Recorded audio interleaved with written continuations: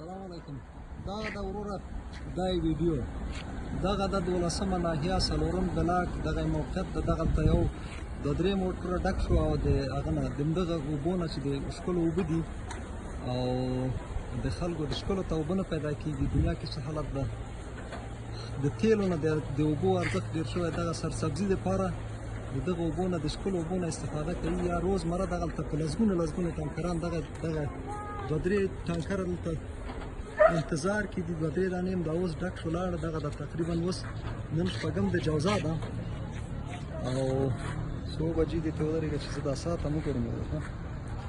شپږ او 22 دقیقې دي.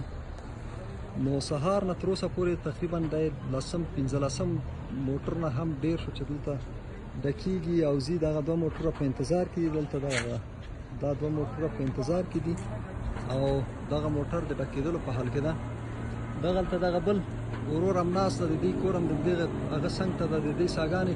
دا خو ډېره عمیقه څاه ده، شاید 1.5 متره اوسي او د دغه شاوخوا ته دغه کورونه چې دي دغه ټول اوبه یې وچ شوي دي او دغسې ظلم روان ده. هلته د موږ او تاسو اوبه پاکستان ته ځي، د کابل سیند اوبه، د لوګر د سیند اوبه. دلته یو پول ده په نامه د شینې پول، هغه اوبه ټول پاکستان ته روان دي او دغه د ښکلو اوبه یو غړپ رسېږي. دغه ټول خلک در په دره ورور ته هم دغلته د دې ځای منطقي سړی یې که نه؟ او زه اوس دغسې دا د کور دی. زه خپله جلال آباد یم، دا د مجدي کور به کرا نیولې دا سکیرم میرم او مثاګه جوار مار دا کاروبار پکې کوو.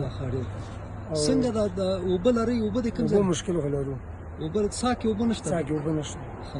همدغه تاثیر ده که نه؟ همدغه تاثیر دی. ډېره مننه، ډېره مننه. دا کوم ځای ده؟ دا ارزان قیمت چارېدو ناحیه 12مه ناحیه. او دا کوم بلاک ده؟ دا بلاک څومره راځي؟ څلورم بلاک دی. څلورم بلاک. ډېره مننه، ډېره مننه. خیر اوسه.